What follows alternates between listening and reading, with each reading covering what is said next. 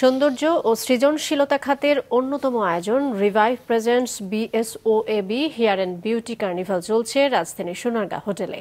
এতে অংশ নিয়েছে Meril Revive, Maya, Index care সহ ৮টি ব্র্যান্ড ও প্রতিষ্ঠান।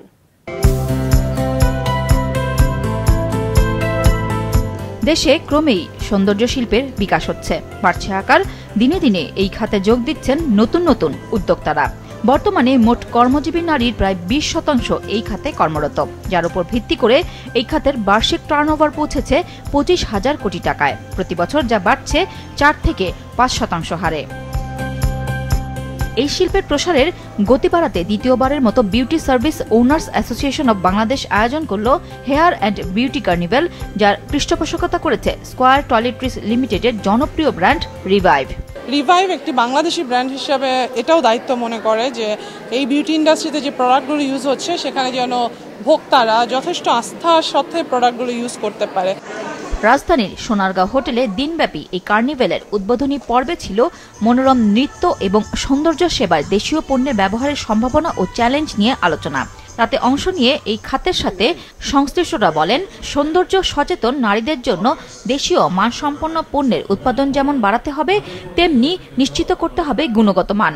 পাশাপাশি নকল পণ্য বন্ধে নিতে হবে সমন্বিত পদক্ষেপ। যদি প্রোডাক্টের সবকিছু আমাদের যা কিছু লাগে, নট অনলি প্রোডাক্ট, অনেক কিছুই লাগে আমাদের, সেই জিনিসগুলো যদি সবকিছু আমরা হাতে কাছে পাই, তাহলে এগুলোর উপর বেস করে একটা নীতিমালা হতেই পারে। একটা পার্লারে যখন যাব আমি আমার প্রোডাক্ট নিয়ে, প্রথম হচ্ছে কোয়ালিটি ঠিক রাখতে হবে, সেটা বিদেশি প্রোডাক্টের সাথে সমমানের করতে হবে, এটার কোনো বিকল্প নাই। তো লোকাল যারা আছে আমাদের সবাইকে ওইটা মিট করতে হবে, এক নম্বর। আরেকটা হচ্ছে যে গ্যাপটা আছে সেটা পূরণ করার দরকার আছে।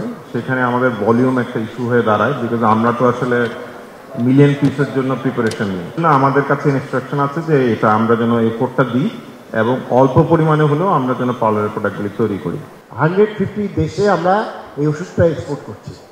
আর আমাদের কসমেটিকে কি হচ্ছে, কসমেটিক তো আমার দেশের কাভারেজে আনতে পারি, আমার কিন্তু এক্সপোর্টেরও একটা বিশাল সম্ভাবনা আছে। এখন এই সম্ভাবনা ধরতে গেলে কি হবে, গভর্নমেন্টের প্রোটেকশন দিতে হবে, স্পেশালি আমাদের কসমেটিক ইন্ডাস্ট্রিতে। কার্নিভেলে অংশ নেন দেশি বিদেশি সৌন্দর্য বিশেষজ্ঞ ও নারী উদ্যোক্তা সহ অনেক প্রতিষ্ঠান। আমরা ইন্টারন্যাশনাল ব্র্যান্ডস নিয়ে কাজ করি, cosmetics, colour cosmetics, hair care, nail care. মোট কথা বিউটি পার্লারের যাবতীয় সবকিছুই আমাদের কাছে আছে। এই আয়োজন দেখতে আসা অনেকেই বলেন, এই ধরনের আয়োজনের কারণে শিল্প সংশ্লিষ্টদের সাথে বাড়ে যোগাযোগ আর সুযোগ হয় তথ্য আদান প্রদানের। আমরা সবসময় দেশের বাইরের উপর নির্ভর হয়ে থাকতে হয়, আমাদের দেশে যদি ভালোভাবে এরকম কিছু করে অবশ্যই আমাদের জন্য ভালো। এখানে এসে অনেক এত ডিটেল কিছু জানতে পারলাম, দেখতে পারলাম একসাথে। অনুষ্ঠানে বিশেষভাবে ধন্যবাদ জানানো হয় square toiletries limited, summit corporation, ACI foundation ও স্টল পার্টনারদের। বিকেলে দ্বিতীয় পর্বে অনুষ্ঠিত হবে bridal runway show, thematic fashion show.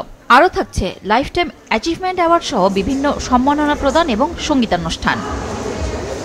Nurun Nahar Willy, মাছরাঙা সংবাদ, ঢাকা।